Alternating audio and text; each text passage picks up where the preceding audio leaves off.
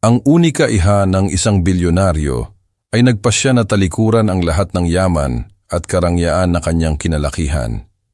Desidido siyang patunayan sa kanyang pamilya at sa kanyang sarili na kaya niyang tumayo sa sarili niyang mga paa, malayo sa anino ng kanyang makapangyarihang ama. Ngunit sa kanyang paghahanap ng simpleng buhay sa probinsya, ang tanging trabahong nahanap niya ay bilang isang ordinaryong waitress. Dito, ang kanyang natuklasan ay isang sahod na 25,000 piso, pan 25,000 kada buwan, isang halagang ikinagulat niya. Subalit ang bagong trabahong ito ang magiging simula ng kanyang mga pagsubok. Haharapin niya ang matinding pang-aapi mula sa mga mainggiting katrabaho at makikilala ang isang binatang amo na magpapabago ng takbo ng kanyang puso. Ang simpleng desisyong ito ang magdadala sa kanya sa isang malaking iskandalo na yayanig sa kanyang buong pagkatao. Sa loob ng malawak na silid-aklatan ng aming mansyon, umalingaw-ngaw ang boses ng aking ama, si Don Ricardo Carcueva. Ang kanyang boses na karaniwang puno ng awtoridad at kumpiyansa ay may bahid ngayon ng matinding pag-aalala. Anak, sigurado ka na ba talaga rito? Yun na yata ang 10 beses niyang itinanong iyon sa loob lamang ng isang oras. Bawat tanong ay parang isang mabigat na kadena na sinusubukang pumigil sa aking mga paa. Huminga ako ng malalim. Ang amoy ng mga lumang libro at mamahaling kahoy na kasangkapan ay tila sumasakal sa akin. Ito ang mundong kinalakihan ko. Isang magandang kulungan. Opo, Itay, sagot ko ng buong tatag. Kahit na sa loob-loob ko ay may maliit na boses na nanginginig. Buo na po ang desisyon ko. Sa isang tabi, nakatayo ang pinsan kong si Miguel, ang nag-iisa kong pinsan. Siya ang tumayong kuya sa akin mula pagkabata. Nakakunot ang kanyang noo at ang mga braso niya ay nakakrus sa kanyang dibdib. Isang senyales na hindi siya sang-ayon. Sabi niya, "Liana, pakinggan mo ang tito. Hindi biro ang buhay sa probinsya. Dito, isang tawag mo lang, nasa harapan mo na ang lahat. Doon, mag-isa ka lang. Paano kung ano ang mangyari sa iyo?" Hay nako, si Kuya Miguel. Palagi na lang siyang ganyan. Overprotective. Narinig ko ang pag-aalala sa boses niya. Pero ang nararamdaman ko ay pagkainis. Pagkainis dahil pakiramdam ko, hindi nila ako naiintindihan. Sa buong buhay ko, ako si Liana Carcueva, ang unika iha, ang prinsesa ng pamilya. Lahat ng gusto ko, nakukuha ko. Lahat ng kailangan ko, ibinibigay bago ko pa manhingin. Pero sa likod ng lahat ng karangyaan, nararamdaman kong walang laman. Pakiramdam ko, hindi ako si Liana. Ako ay anino lamang ng aking ama, isang pangalan na nakakabit sa isang malaking korporasyon. Ang katahimikan ay binali ng malumanay na boses ng aking ina, si Doña Isabela. Nakaupo siya sa isang silyang antigo at sa kanyang mga mata, nakita ko ang isang bagay na hindi ko nakita sa aking ama at pinsan. Pag-unawa. "Ricardo, Miguel," sabi niya sa mahinang tinig. "Hayaan ninyo ang bata." Lumingon ako sa kanya at isang maliit na ngiti ang sumilay sa kanyang mga labi. Ngiting nagsasabing, "Sige anak, naiintindihan kita." Ang ngiting iyon ang nagbigay sa akin ng lakas ng loob na sabihin ang lahat ng nasa puso ko. "Itay, inay, Kuya Miguel, alam ko po na nag-aalala kayo at habang buhay ko pong pasasalamatan ang pagmamahal at pag-aaruga ninyo," panimula ko. Pinipigilan ang pangingilid ng aking mga luha. Pero habang buhay ba akong magiging prinsesa sa turing ito? Isang araw, ako ang mamamahala sa kumpanya. Paano ko gagawin iyon kung hindi ko man lang alam kung paano mabuhay sa totoong mundo? Tumingin ako sa bawat isa sa kanila. Gusto kong patunayan. Hindi lang sa inyo o sa mga taong nagdududa sa kakayahan ko, kundi sa sarili ko. Gusto kong patunayan sa sarili ko na kaya kong tumayo sa sarili kong mga paa. Na ang halaga ko bilang tao ay hindi nakabase sa apelyido ko o sa laman ng bank account natin. Nagpatuloy ako. Gusto kong maranasan ang mamalengke mag-isa, ang mag-budget ng kakarampot na pera, ang sumakay ng jeep o tricycle. Gusto kong maghanap ng trabaho at maramdaman ang saya kapag natanggap ako dahil sa sarili kong kakayahan, hindi dahil sa koneksyon. Gusto kong mabuhay. Mabuhay bilang ako lang, bilang si Liana. Isang mahabang katahimikan ang bumalot sa silid. Nakita ko ang paglambot sa mukha ng aking ama. Ang pag-aalala ay nandoon pa rin, pero napalitan na iyon ng isang bagay na mas malalim. Pagmamalaki. Dahan-dahan siyang lumapit sa akin. Hinawakan niya ang aking mga balikat at ang kanyang mga mata ay direktang tumitig sa akin. Hindi mo kailangang patunayan ang sarili mo sa amin, anak, dahil para sa amin ikaw ang lahat. Sunod na lumapit sa akin si Kuya Miguel. Ang pagkakunot ng kanyang noo ay nawala na. Pinalitan yon ng isang mapagmahal ng ngiti. Ginulo niya ang buhok ko gaya ng dati niyang ginagawa. Mag-iingat ka roon, prinsesa. Tandaan mo sa oras na may mang-api sa iyo. Isang tawag mo lang din at ako mismo ang pupunta ron para bigyan sila ng leksyon. Tumawa ako. Alam ko po, kuya. Ang pamamaalam ay naging mas madali matapos ang pag-uusap na yon. Inayos ko ang isang maliit na maleta. Damit, kaunting pera, at maraming pangarap. Iniwan ko ang mga credit card. Iniwan ko ang mga designer na gamit. Iniwan ko ang pagiging Liana Carcueva. Nang oras na ng pag-alis, sabay-sabay nila akong inihatid sa harap ng mansyon. Niyakap ko sila isa-isa. Ang yakap ng aking ina ang pinakamatagal. May ibinulong siya, tuparin mo ang pangarap mo, anak. Palagi akong narito para sa iyo. Sa wakas, handa na ako. Handa na akong harapin ang bagong kabanata ng aking buhay. At paglabas namin ng malaking pinto, iyon ang bumungad sa akin. Isang mahaba, makinang, at itim na limousine. Nakaparada sa harap ng aming hagdanan at ang driver ay nakatayo sa tabi nito. Handa akong pagbuksan ng pinto. Para akong binuhusan ng malamig na tubig. Biglang bumalik lahat ng pagkainis. Hindi ba nila talaga naintindihan? Kahit kailan ba ay hindi nila maiintindihan? Itay naman, ano po ito? Halos mangiyak-ngiyak kong sabi. Tumingin ako sa kanya, sa aking kuya, at maging sa aking ina.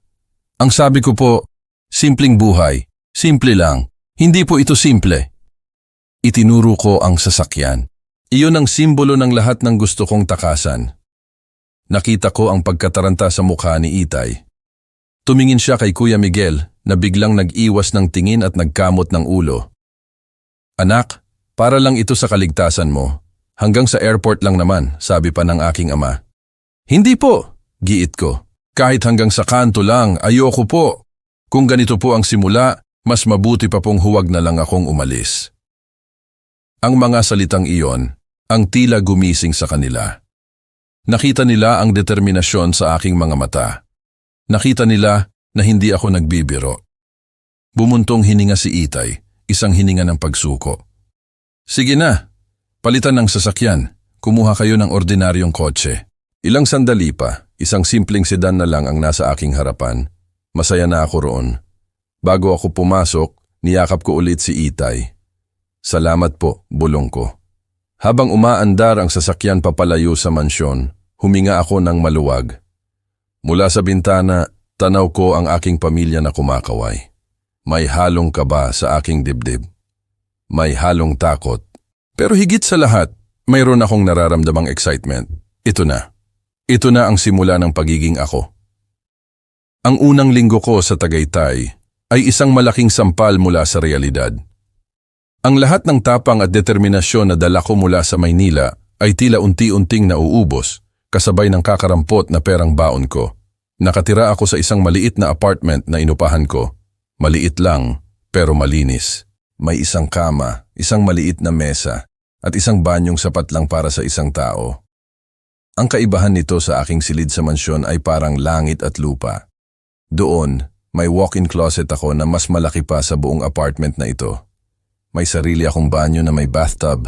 May malambot na kama na parang ulap sa pakiramdam. Dito, ang kama ay matigas. Ang unan ay manipis. At ang tanging tanawin ko mula sa bintana ay ang pader ng katabing gusali. Bawat umaga, gumigising ako ng maaga. Nag-aayos, kumakain ng tinapay at kape, at pagkatapos ay lalabas para maghanap ng trabaho. Nilalakad ko ang mga kalye, dala-dala ang isang folder na puno ng aking resume. Isang resume na sinadya kong gawing simple. Tinanggal ko ang apelido kong Carcueva. Pinalitan ko ng apelido ng aking ina noong dalaga pa siya. Tinanggal ko ang mga pangalan ng mamahaling universidad na pinasukan ko. Ang lahat ay para magmukha akong ordinaryo. Pero ang pagiging ordinaryo ay napakahirap pala. Papasok ako sa mga tindahan, sa mga kainan, sa mga opisina. Ang sagot nila, palagi na lang pare-pareho. Pasensya na miss, wala kaming bakante sa ngayon. Kailangan namin ng may experience. Tatawagan ka na lang namin. Ilang beses kong narinig ang mga salitang iyon. Ang bawat pagtanggi ay parang isang maliit na karayom na tumutusok sa aking puso. Habang lumilipas ang mga araw, ang pag-asa ko ay unti-unting naglalaho. Sa gabi, pag-uwi ko sa aking maliit na apartment, ang katahimikan ang pinakamabigat kong kalaban. Doon ko nararamdaman ang matinding pangungulila. Naaalala ko ang ingay sa aming mansyon, ang boses ni Itay, ang halakhak ni Inay, ang pang-aasar ni Kuya Miguel. Naalala ko ang amoy ng luto ng aming kusinera, ang lambot ng aking kama. May mga gabing napapaupo na lang ako sa sahig at umiiyak. Tinatanong ko ang sarili ko, ano ba itong pinasok ko? Tama ba ang desisyon ko? Isang tawag lang naman. Isang tawag lang kay Itay at matatapos na ang lahat ng paghihirap na ito. Makakauwi na ako. Pero sa tuwing iisipin ko iyon, isang imahe ang pumapasok sa aking isip. Ang mukha ng mga taong nagdududa sa akin. Ang mga kamag-anak namin na laging bumubulong na ako ay isang spoiled na prinsesa na walang alam gawin. Ang mukha ng aking ama na kahit pumayag ay bakas pa rin ang pag-aalala na baka hindi ko kayanin. At dahil doon, pinupunasan ko ang aking mga luha. Tumatayo ako. Hindi. Hindi pa ako susuko. Sinimulan ko ito. Tatapusin ko ito. Sa ikapitong araw halos maubos na ang pera ko. Kailangan ko nang makahanap ng trabaho. Kung hindi, mapipilitan na talaga akong tumawag sa bahay. Habang naglalakad, pagod at gutom, isang anunsyo sa isang poste ang nakakuha ng aking atensyon. Hiring waitress.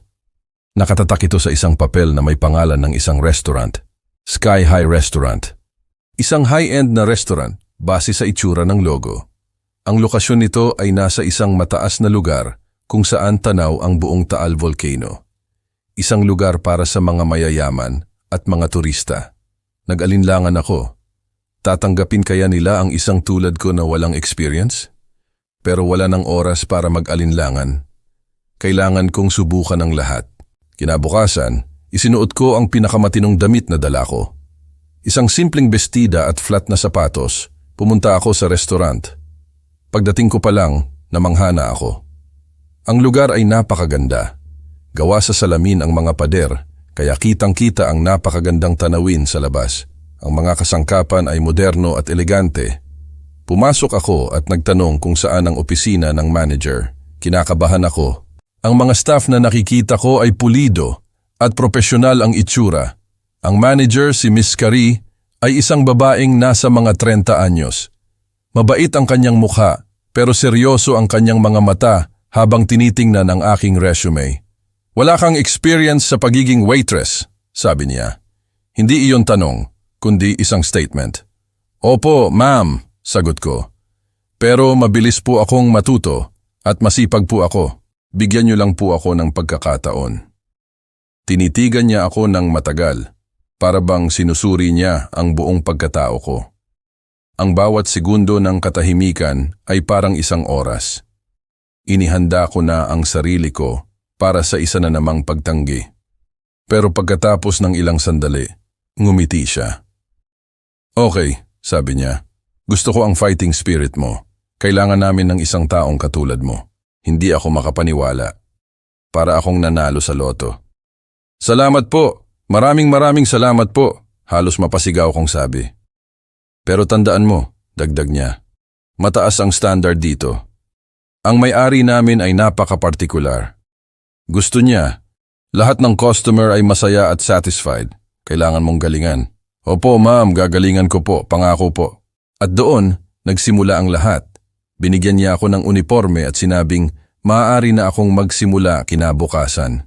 Paglabas ko ng restaurant, pakiramdam ko ay lumulutang ako. Tumingala ako sa langit. Ang araw ay napakaliwanag. Ang hangin ay sariwa. Ngumiti ako. Isang totoong ngiti mula sa puso. Hindi ito dahil sa pera. Hindi ito dahil sa karangyaan. Ito ay dahil sa isang simpleng bagay. Natanggap ako.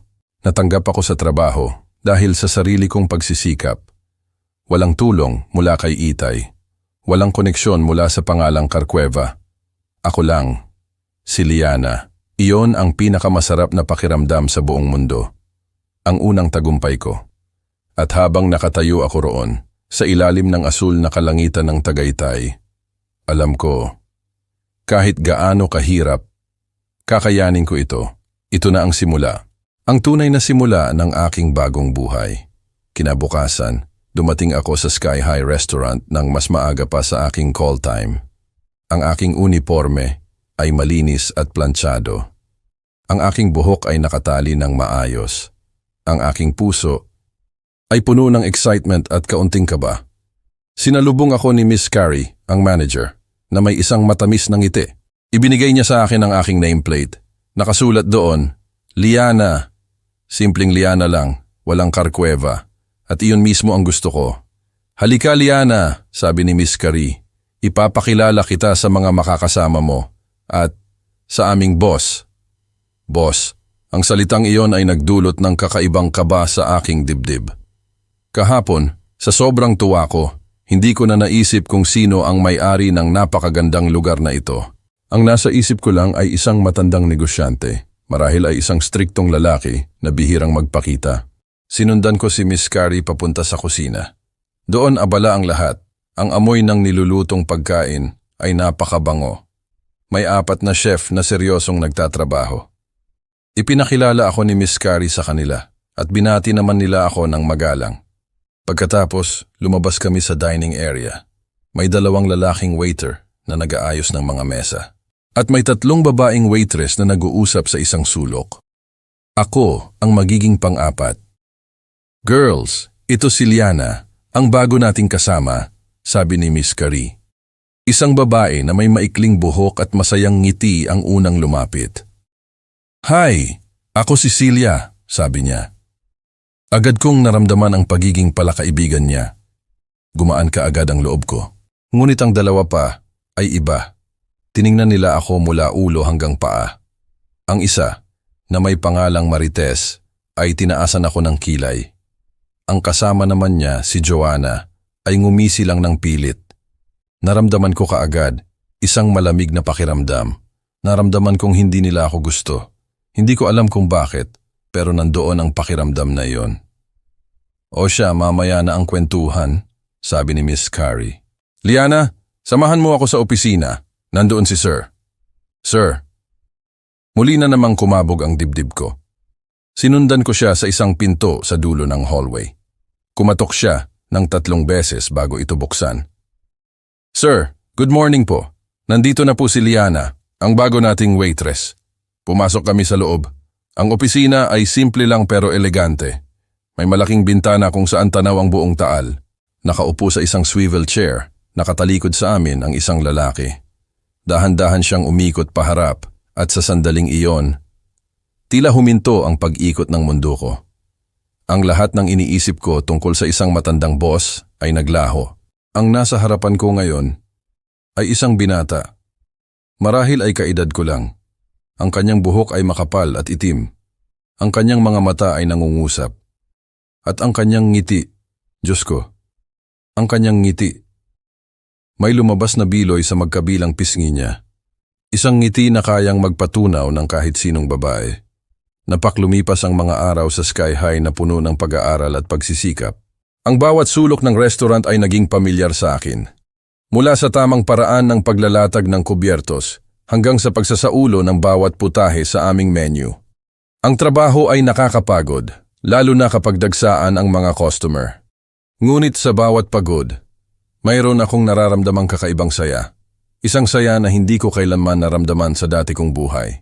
Ang pakikitungo sa akin ni Marites at Joanna ay hindi nagbago. Palagi pa rin silang may nasasabing hindi maganda.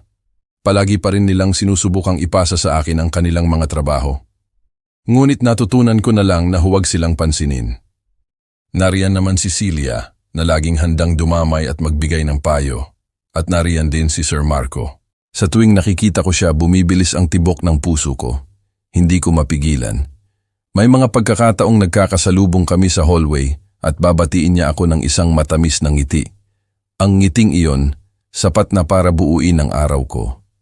Isang hapon, habang naglilinis ako ng isang mesa, narinig ko ang boses niya mula sa kanyang opisina. "Liana, maaari ka bang pumasok sandali?" Kinabahan na naman ako. May nagawa ba akong mali? Pagpasok ko, nakaupo siya sa kanyang mesa at may hawak na isang tasa ng kape. "Umupo ka," sabi niya. Itinuturo ang silya sa harapan niya. "May problema po ba, sir?" Tanong ko. Umiling siya at ngumiti. "Wala naman. Gusto ko lang kumustahin kung kumusta ang trabaho mo dito, kung nahihirapan ka ba." Ang simpleng tanong na iyon ay nagdulot ng init sa aking puso. Sa buong buhay ko, sanay ako na ang mga tao ay lumalapit sa akin dahil sa kung sino ako. Pero siya, kinukumusta niya ako bilang isang empleyado, bilang Celiana. "Ayos lang po, sir. Medyo nakakapagod po, pero masaya naman po ako."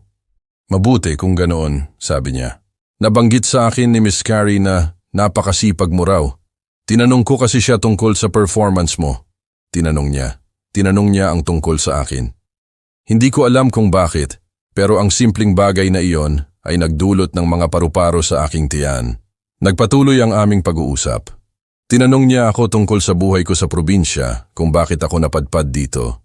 Maingat kong sinabi ang kwentong inihanda ko, na gusto kong subukan mabuhay ng mag-isa at maging independent. Nakita ko ang paghanga sa kanyang mga mata. "Isang matapang na desisyon niyan," sabi niya.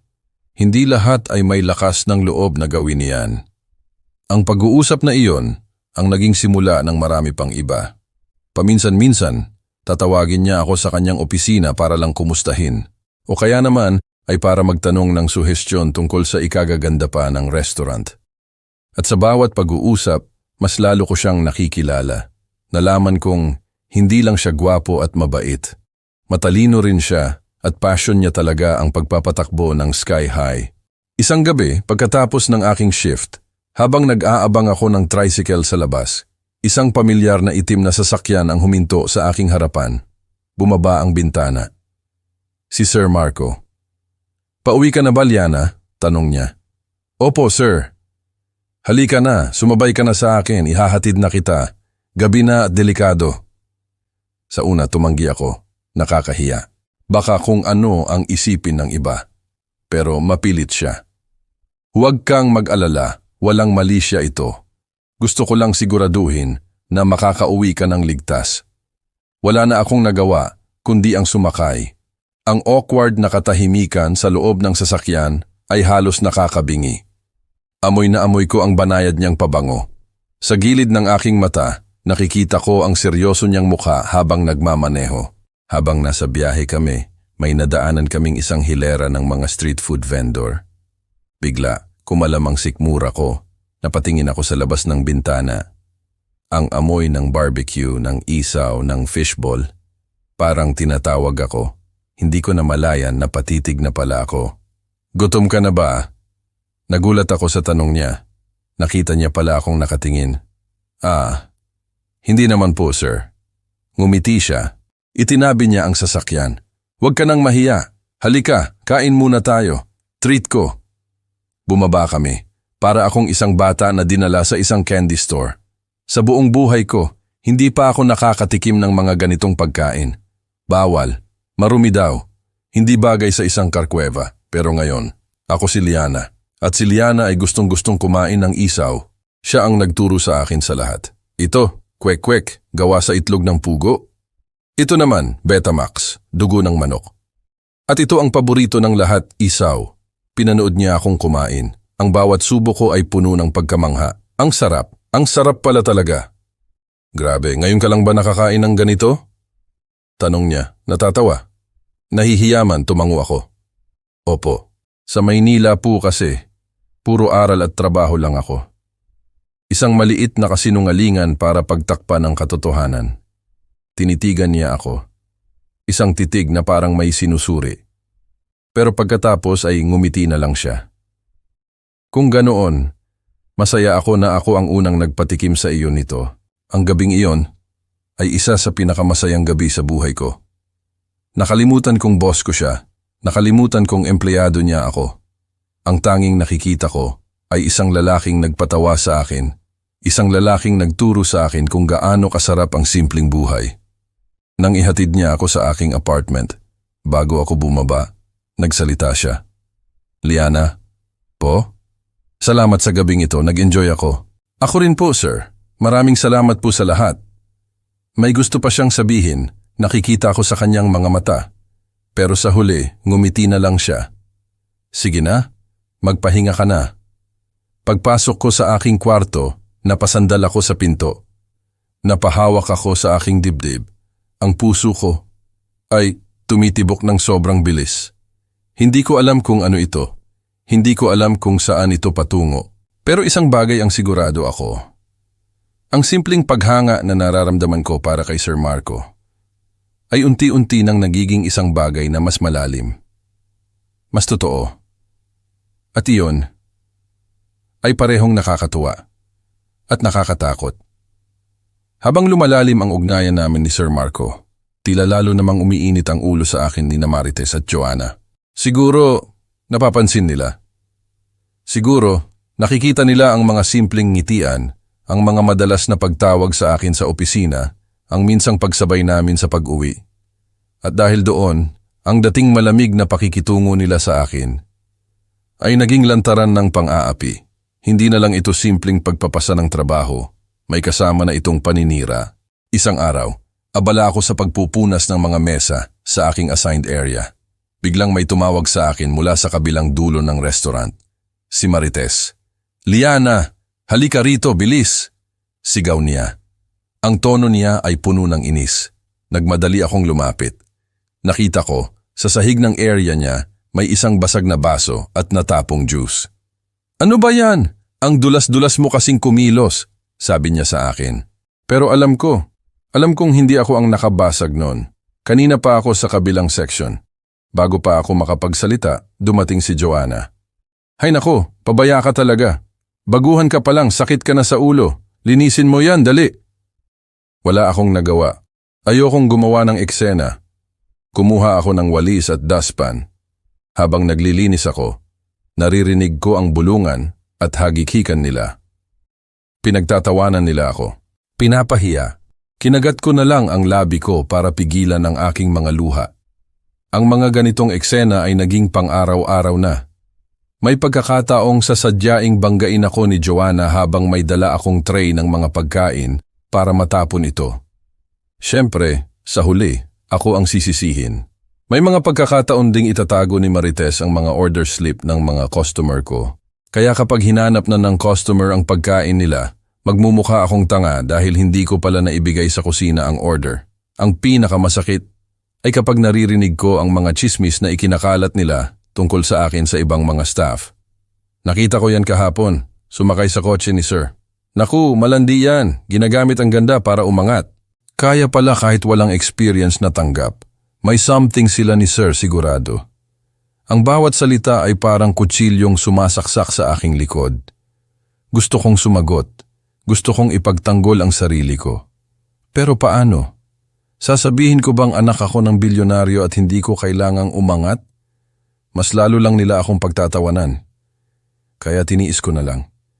Niyakap ko ang lahat ng sakit. Sa tuwing nakikita ko si Sir Marco, pinipilit kong ngumiti. Ayokong malaman niya. Ayokong isipin niyang nagrereklamo ako. Ngunit si Sir Marco ay hindi bulag. Isang Sabado ng hapon. Ito ang pinakaabala naming araw. Puno ang restaurant. Lahat kami ay tumatakbo. Hindi magkanda-ugaga sa pagsiserve.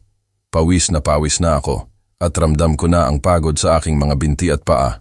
Kakatapos ko lang maghatid ng order sa isang malaking pamilya nang tawagin ako ni Marites. Hoy Liana, dalhin mo itong mga pinagkainan sa kusina. Ang dami nang nakatambak dito sa area ko. Tiningnan ko siya.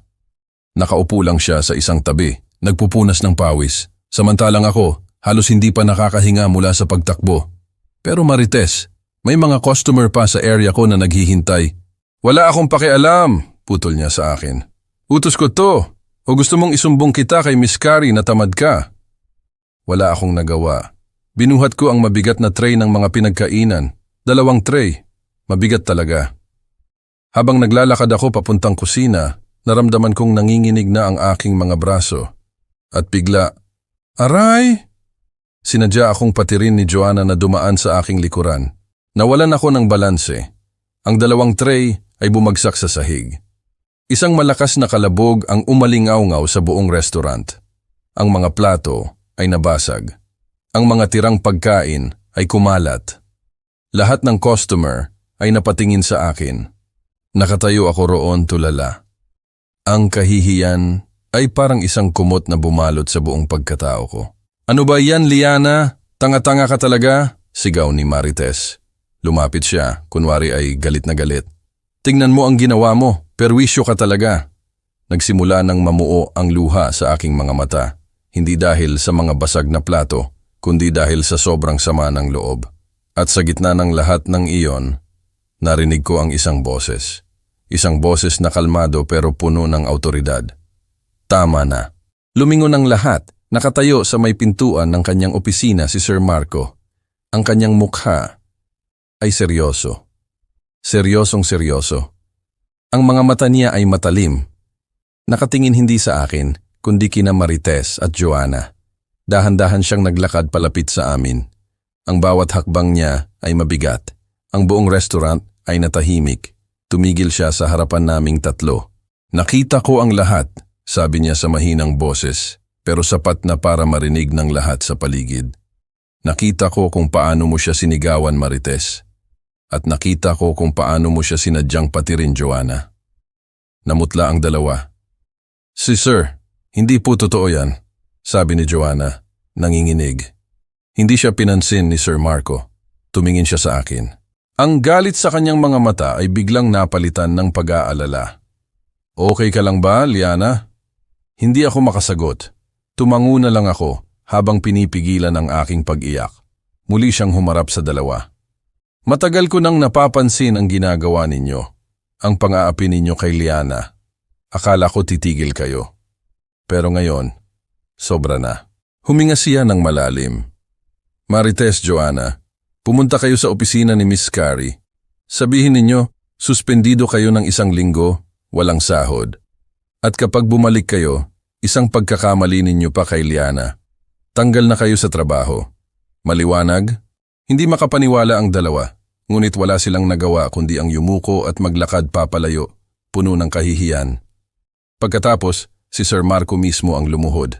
Sinimulan niyang pulutin ang mga basag na piraso ng plato. Si Sir, ako na po, sabi ko. Tumingala siya sa akin. Hindi, ako na. Kumuha siya ng basahan mula sa isang waiter at siya mismo ang nagpunas ng sahig. Nakatayo lang ako roon, pinapanood siya. Ang boss, ang may-ari. Naglilinis ng kalat na hindi naman siya ang gumawa.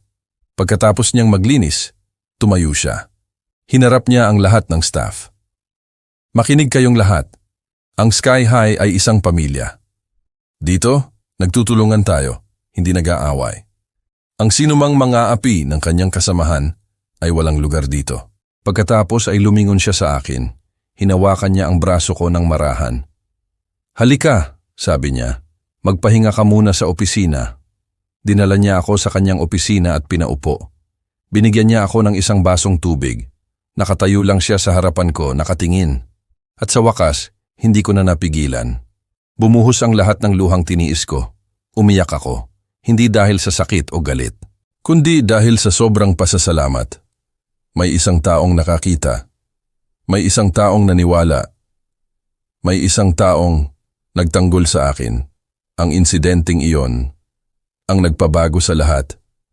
Matapos ang suspensyon ni Marites at Joanna, wala nang nangahas na mang-api sa akin. Naging mas mapayapa ang aking mga araw sa trabaho. Ngunit ang pinakamalaking pagbabago, ay ang sa aming dalawa ni Sir Marco. Hindi na lang siya basta boss sa aking paningin at pakiramdam ko, hindi na rin lang ako basta empleyado para sa kanya. Ang mga simpleng ngitian ay napalitan ng mas makahulugang titigan. Ang mga simpleng kumustahan ay naging mas mahaba at mas personal na usapan. Isang gabi, pagkatapos na naman ng aking shift, inabangan niya ako sa labas. Naging isa na itong routine. Ang paghatid niya sa akin pauwi. "Liana," sabi niya habang naglalakad kami papunta sa kanyang sasakyan. "Nagugutom ako. Samahan mo naman akong mag-dinner." Hindi na ito isang simpleng alok para kumain ng street food.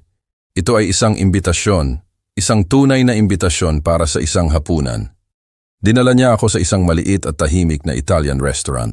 Hindi ito kasinggara ng mga restaurant na madalas naming puntahan sa Maynila, pero mayroon itong kakaibang ganda. Ang ilaw ay malumanay. May tumutugtog na mahinang musika. Ang pakiramdam ay romantiko. Nag-uusap kami, ngunit sa pagkakataong ito, hindi na tungkol sa trabaho. Tinanong niya ako tungkol sa aking mga pangarap. "Ano ang pangarap mo, Liana? Pagkatapos nito, anong plano mo sa buhay?"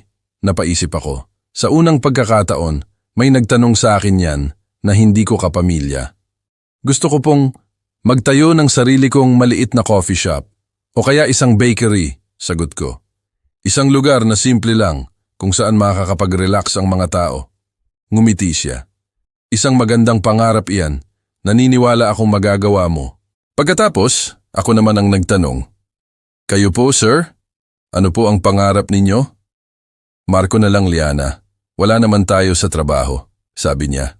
Ang pagbanggit niya sa kanyang pangalan ay parang musika sa aking pandinig. Ang pangarap ko, simple lang din siguro. Ang makahanap ng isang taong mamahalin ako ng totoo. Hindi dahil sa kung anong meron ako, kundi dahil sa kung sino ako. Habang sinasabi niya iyon, nakatitig siya sa aking mga mata. Isang titig na tumagos hanggang sa aking kaluluwa. Pakiramdam ko, sa sandaling iyon, kaming dalawa lang ang tao sa buong mundo.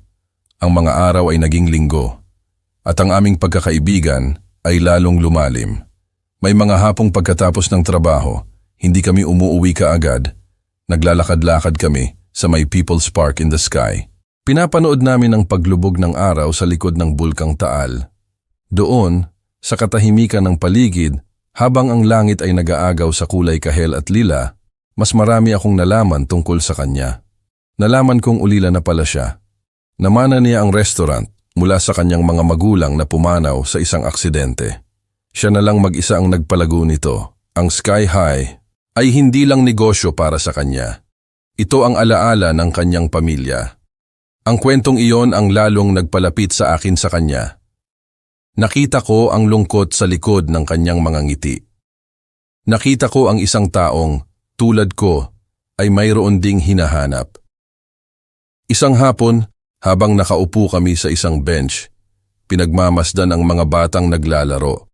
Biglang may lumapit sa amin. Isang batang lalaki na nagtitinda ng sampagita. "Kuya, ate, bili na po kayo," sabi ng bata. Bumili si Marco ng 2 kwintas. Isinuot niya ang isa sa akin. Ang halimuyak ng sampagita ay humalo sa malamig na hangin ng Tagaytay. Ang kanyang mga daliri ay bahagyang dumampi sa aking leeg. Isang simpleng dampi, pero nagdulot iyon ng libu-libong boltahe ng kuryente sa aking buong katawan. Pagkatapos, ang isa pang kwintas ay ibinigay niya pabalik sa bata. "Para sa iyo," sabi niya. Ngumiti ang bata, isang ngiting napakatamis. At sa sandaling yon, habang pinapanood ko si Marco na nakikipag-usap sa bata, isang bagay ang napagtanto ko. Hindi na ito simpleng paghanga. Hindi na ito simpleng pagkagusto. Mahal ko na yata siya. Mahal ko na ang lalaking ito. Ang lalaking nakakita sa akin sa gitna ng karamihan. Ang lalaking nagtanggol sa akin. Ang lalaking nagturo sa akin ng tunay na kahulugan ng simpleng kaligayahan. Tumingin siya sa akin at para bang nabasa niya ang nasa isip ko. Ang kanyang mga mata ay puno ng isang emosyon na hindi ko pa nakikita dati. "Liana," bulong niya. Dahan-dahan inilapit niya ang kanyang mukha sa akin. Ang kanyang mga mata ay nakatitig sa aking mga labi. Pumikit ako. Hinihintay ko ang kanyang mga labi. Ang tibok ng aking puso ay sobrang lakas, parang gusto nang kumawala sa aking dibdib. Ito na ang sandaling pinakahihintay ko. Malapit na. Konting-konti na lang. Kring! Kring! Kring! Isang malakas na tunog ng telepono ang lumipas ang ilang araw matapos ang aming halos halik ni Marco sa parke.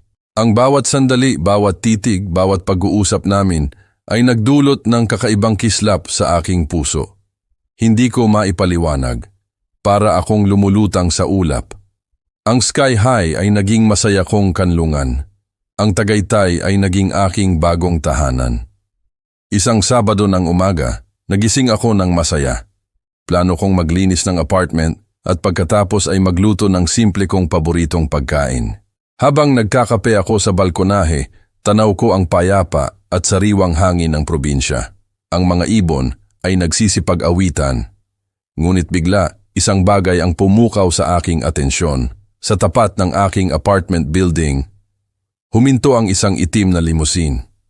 Hindi ito ordinaryong limusin. Kilala ko ang sasakyang iyon. Mayroon akong ganitong modelo sa aming mansyon sa Maynila.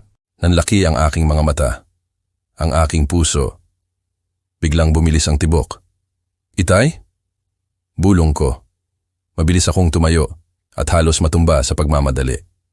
Lumabas ako ng apartment, patakbong bumaba sa hagdanan. At doon, nakita ko siya.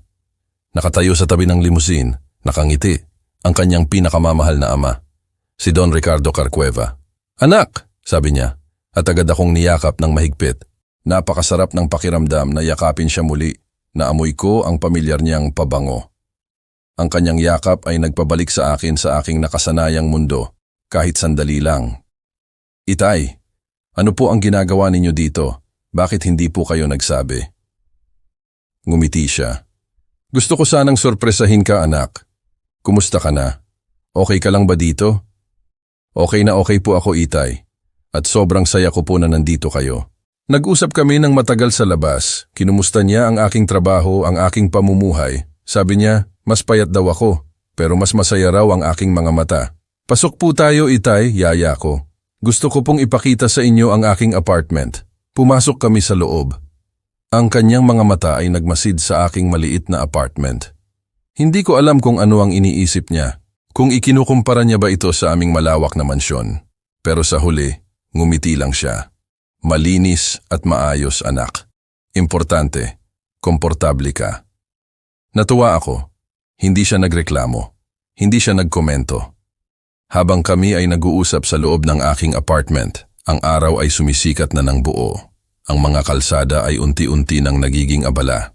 At sa di kalayuan, naglalakad naman papunta sa palengke ang dalawa kong katrabaho, sina Marites at Joanna.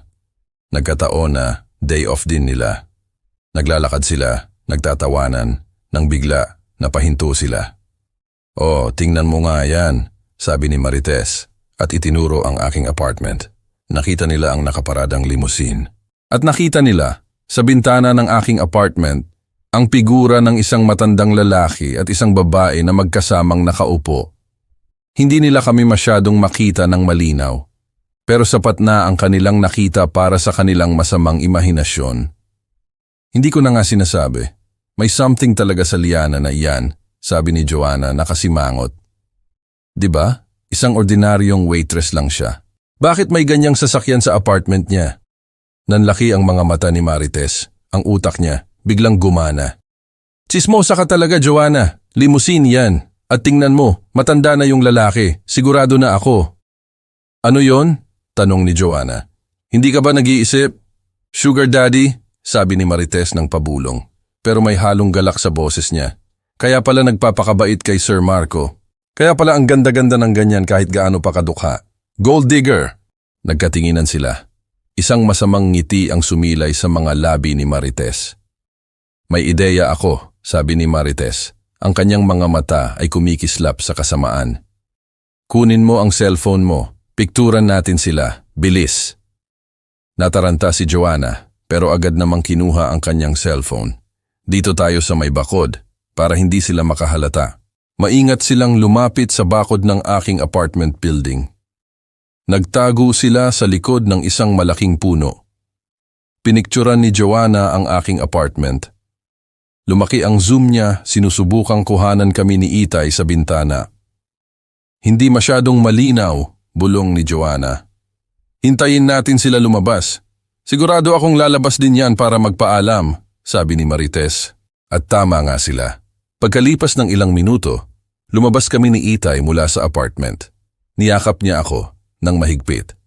At bago siya pumasok sa limousine, hinalikan niya ako sa noo. Isang simpleng halik ng isang ama sa kanyang anak. Pero para kina Marites at Joanna, yun ay ginto. Isang ginto na gagamitin nila para sirain ako. Click, click, click.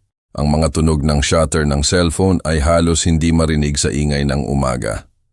Ngunit ang bawat click ay nagtatala ng simula ng isang malaking gulo. Perfect! Bulong ni Marites. Ang kanyang boses ay puno ng tagumpay. Ang limousine, ang halik sa noo. Tingnan mo kung hindi masira ang image niyang mabait sa restaurant. Ano ang gagawin natin dito? Tanong ni Joanna. Ikalat natin. Sa Lunes. Sa buong restaurant. Isusulat pa natin na malandi siya at gold digger. Nagtawanan sila ng mahina. Habang ako abala sa pagpapaalam sa aking ama, ay walang kamalay-malay sa masamang balak na inihahanda para sa akin. Walang kaalam-alam sa unos na paparating. Ang aking puso ay puno ng saya sa pagbisita ni Itay. Ang limousine ay dahan-dahang umalis. Kumaway ako hanggang sa mawala ito sa aking paningin. Pumasok ako sa aking apartment, puno ng ngiti. Hindi ko alam, sa mga oras na iyon, may dalawang mata ang nagmamasid at may dalawang pusong puno ng inggit at kasamaan ang naghahanda para sa aking pagbagsak. Ang Lunes. Ito ang araw ng aking pagbabalik sa Sky High. Masaya ako. Nakita ko na si Itay. Nagkaroon kami ng sandali na magkasama. Ang pagbisita niya ay nagbigay sa akin ng panibagong lakas. Isang pagpapatibay na kahit mag-isa ako rito, may pamilya pa rin akong sumusuporta sa akin. At higit sa lahat, excited ako na makita si Marco. Pumasok ako sa restaurant, dala-dala ang aking bag.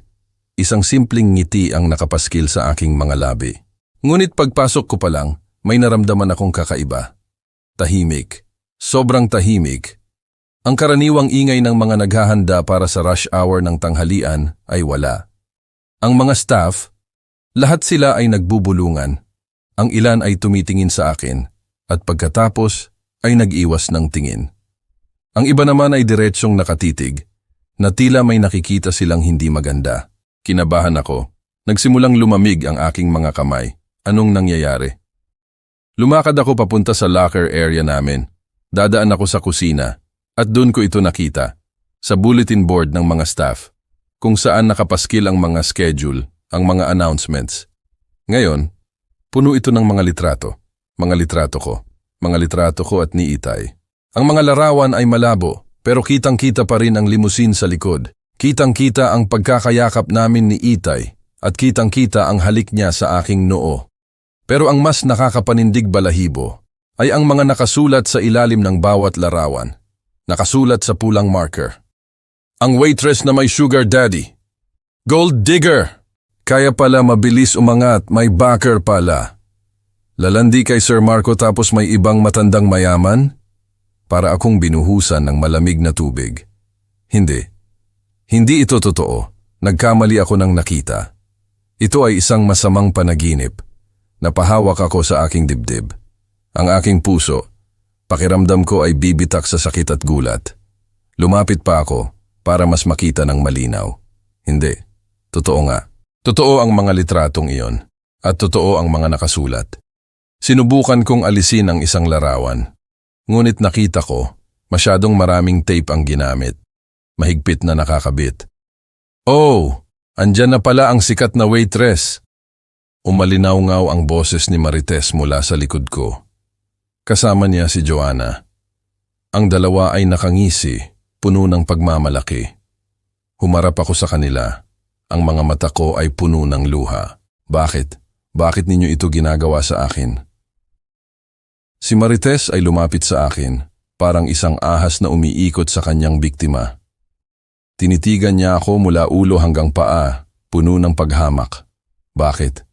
Dahil sa tingin mo, hindi namin nalalaman ang tunay mong kulay? Akala mo ba, madadala mo kami sa pagpapanggap mo na mahirap? Ha? Hindi. Hindi ganun ang nangyari. Ang lalaking iyon, ama ko siya. Tumawa ng malakas si Joanna, isang tawang puno ng pang-aasar. Ama? Ama talaga lang? Bakit may limusin? Bakit kanya hahalikan sa noo, ha? Ang sweet naman ng sugar daddy mo. Ang bawat salita nila ay parang suntok sa aking mukha. Ang mga chismis na naririnig ko mula sa ibang staff ay tila nagiging mas malakas. Tingnan mo nga, akala ko pa naman, mabait. Kaya pala ang lakas ng loob na sabayan si Sir Marco. Naku, delikado yan. Baka pati si Sir maluloko niya. Nagsimulang umikot ang aking paningin. Pakiramdam ko, nanghihina ang aking mga tuhod. Gusto kong tumakas. Gusto kong tumakbo papalayo. Pero saan? Saan ako pupunta? Lahat ng pinaghirapan ko, lahat ng pinaniwalaan ko, ay tila bumabagsak sa harapan ko. Kahit saan kayo magtago, sabi ni Marites, malapit na ang kanyang mukha sa akin. Hindi mo maitatago ang tunay mong pagkatao. Ikaw ay isang gold digger. Ang salitang iyon ay mas masakit pa kaysa sa isang sampal. Hindi niyo naiintindihan. Bulong ko, ang aking boses ay nanginginig.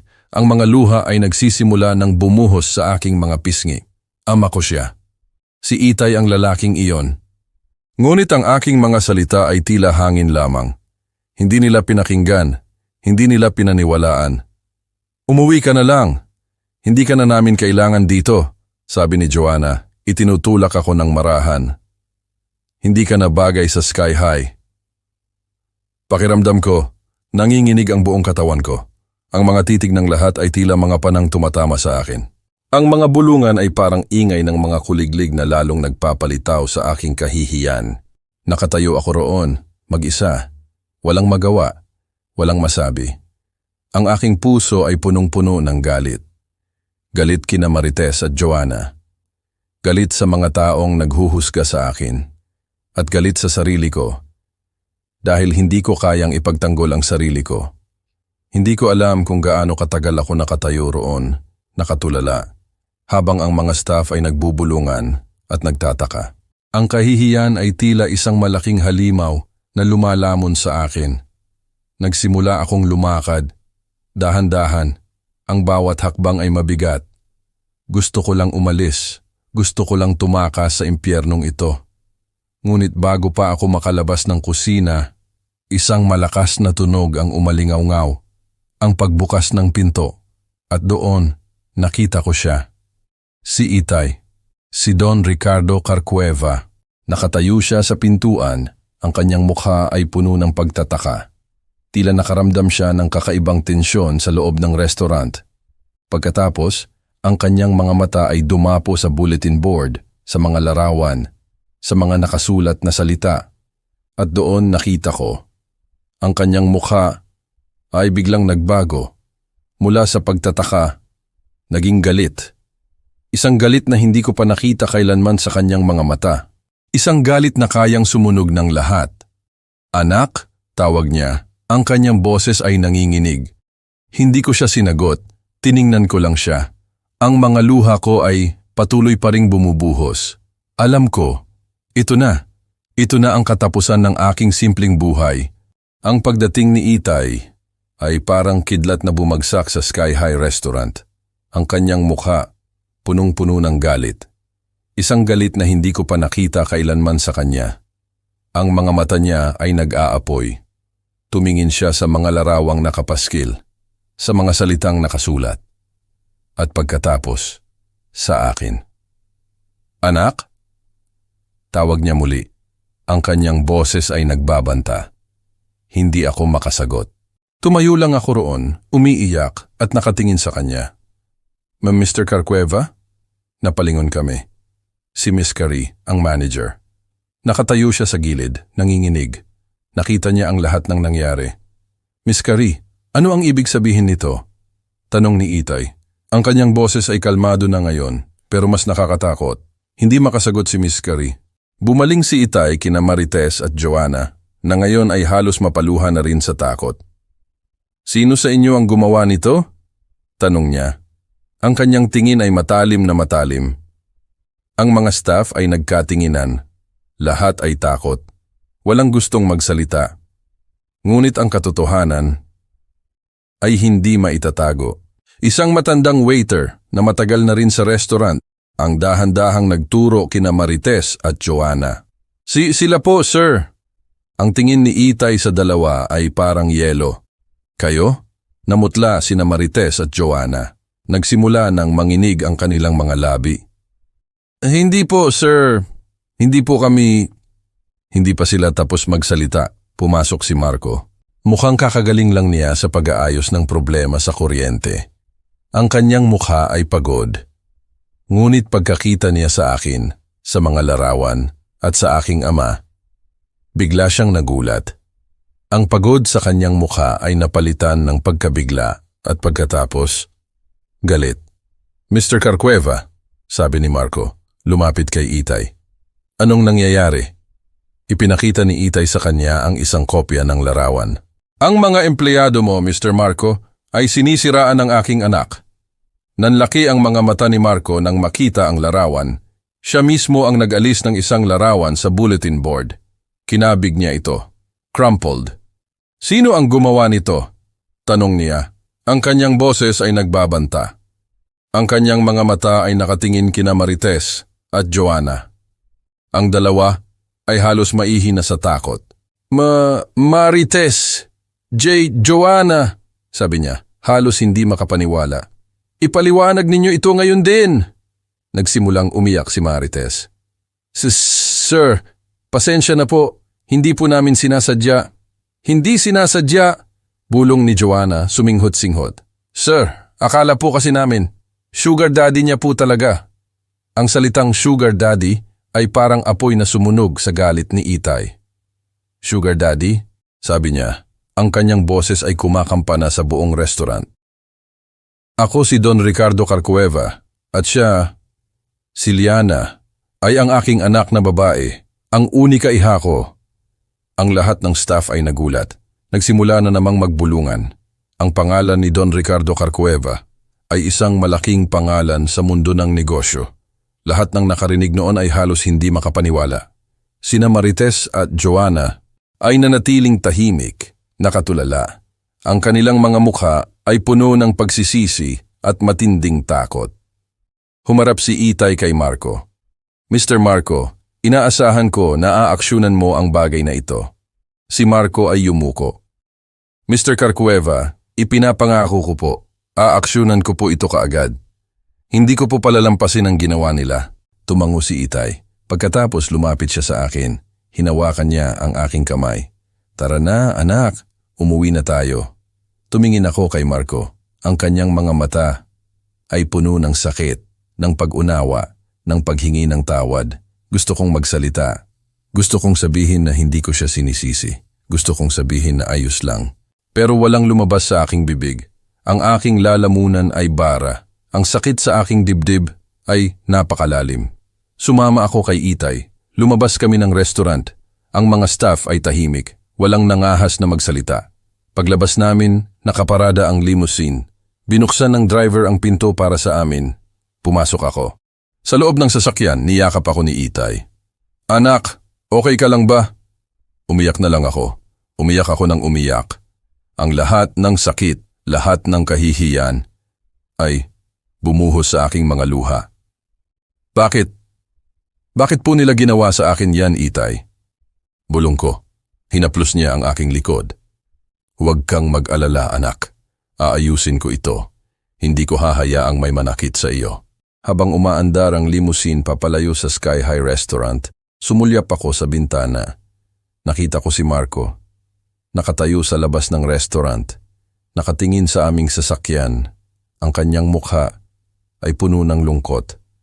Ang kanyang mga mata ay nagsasabing, paalam. Ang aking puso ay parang nabasag sa libo-libong piraso. Ang pangarap kong mabuhay ng simple, Ang pangarap kong maging si Liana lamang ay biglang naglaho. Ang aking relasyon kay Marco, ang namumuong pag-ibig, ay biglang naputol. Betsin, isang malaking, malalim na sugat sa aking puso. Hindi ko alam kung makakabalik pa ako. Hindi ko alam kung makikita ko pa siya. Ang tanging alam ko, ang lahat ay tapos na. Ang pagbalik ko sa Maynila ay parang bumalik ako sa isang lumang panaginip. Ang mansyon, ang mga maid, ang mga chauffeur. Ang lahat ay naroon pa rin parehong-pareho. Ngunit ako ang nagbago. Ang galit, ang sakit, ang kahihiyan ay nanatili sa akin. Hindi ko na inisip ang pagbabalik sa Sky High Restaurant. Ang pangarap kong maging si Liana, isang ordinaryong babae na nagtatrabaho at sumasakay ng tricycle, ay tila isang malayo ng alaala. Umiyak ako ng ilang araw, walang ginawa kundi ang magkulong sa aking silid. Ayoko makakita ng tao, ayoko marinig ang kahit anong balita mula sa labas. Si Inay, Doña Isabela, ang tanging nakakaintindi sa akin. Palagi siyang pumupunta sa aking kwarto, hinahagod ang aking likod, hinahayaan akong umiyak. Anak, ayos lang umiyak, sabi niya. Huwag mong pigilan. Ngunit sa likod ng lahat ng sakit, may isang pangalan na palaging nasa aking isip. Marco, naaalala ko ang kanyang mga ngiti, ang kanyang tawa, ang kanyang pagtatanggol, ang kanyang pagmamahal. Naaalala ko ang kanyang tingin nang huli ko siyang makita, ang sakit sa kanyang mga mata. Isang hapon, habang nakaupo ako sa balkonahe ng aking silid, umiinom ng kape at tanaw ang malawak naming hardin, tumunog ang aking cellphone. Isang hindi pamilyar na numero. Nag-alinlangan ako kung sasagutin. Pero may isang bagay na nagtulak sa akin. Sinagot ko. Hello? Liana? Liana, ikaw ba yan? Ang boses, ang pamilyar na boses. Ang puso ko, biglang bumilis ang tibok. Marco? Marco, ikaw ba yan? Paano mo nalaman ang numero ko? Hindi na mahalaga yan ngayon, Liana. Ang mahalaga, naririnig ko ang boses mo. Kumusta ka? Okay ka lang ba? Liana! Ang kanyang boses ay hinihingal. Para bang tumakbo siya ng malayo. Okay lang ako pero nasaan ka? Parang hingal na hingal ka. Nandito ako. Nandito ako sa Maynila. Nasa labas ako ng bahay ninyo. Nanlaki ang aking mga mata. Hindi ako makapaniwala. Bumalik ang lahat ng kaba. Tumayo ako mula sa aking upuan. Nasa labas ka? Bakit ka nandito? Dali-dali akong bumaba. Tumakbo palabas ng bahay.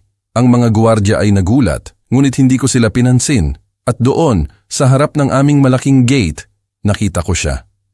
Si Marco. Pawis na pawis.